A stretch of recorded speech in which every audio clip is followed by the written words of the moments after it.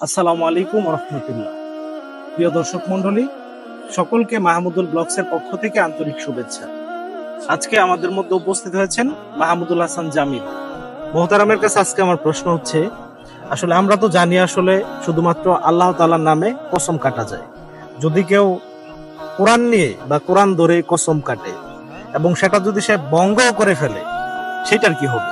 এ বিষয়ে ইসলাম কি বলে? আলহামদুলিল্লাহি রাব্বিল আলামিন, আসসালাতু ওয়াসসালামু আলা রাসূলিন নবিয়্যিল কারীম। দেশ ও প্রবাস যে যেখান থেকে দেখছেন সকলকে আন্তরিক মোবারকবাদ ও অভিনন্দন জানাচ্ছি। অত্যন্ত সুন্দর একটি প্রশ্ন। আমরা বিভিন্ন ক্ষেত্রে দেখা যায় কিছু হতে না হতেই সন্তানের মাথায় ধরে শপথ কাটি, বাপ মার নামে শপথ কাটি, নবী রাসূলের নামে শপথ কাটি। বিশেষ করে কোরআন হাতে পাইলে বা কোরআন আশেপাশে থাকলে কোরআন হাতে নিয়ে আমরা শপথ করি।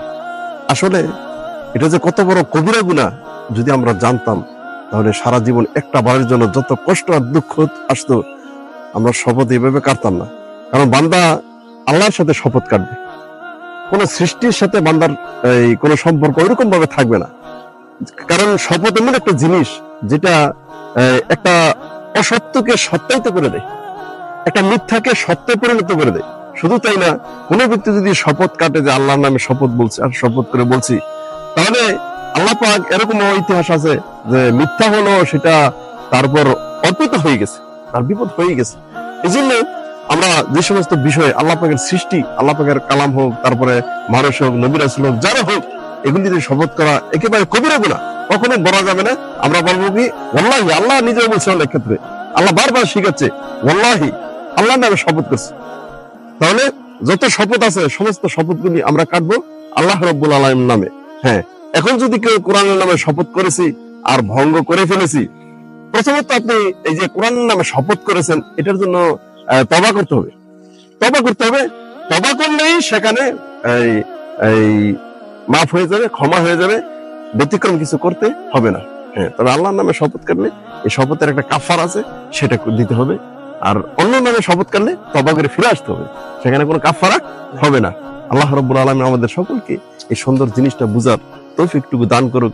সবসময় আমরা যেন বিপদে আপদে সুখে দুঃখে সবসময় সর্বদাই আল্লাহ রাব্বুল আলামিনকে খুব কাছে বুঝে তাকে অন্তর থেকে, হৃদয়ের গভীর কন্দন থেকে ভালোবাসতে পারি, এবং আল্লাহ পাক আমাদের সকলকে সেই তৌফিকটুকু দান করুক। ওমা তৌফিক ইল্লা বিল্লাহ। আসসালামু আলাইকুম ওয়া রাহমাতুল্লাহি ওয়া বারাকাতুহু। সুপ্রিয় দর্শক মন্ডলী, আপনাদের যদি কোনো প্রশ্ন থাকে তাহলে আপনারা কমেন্টের মাধ্যমে জানাতে পারে।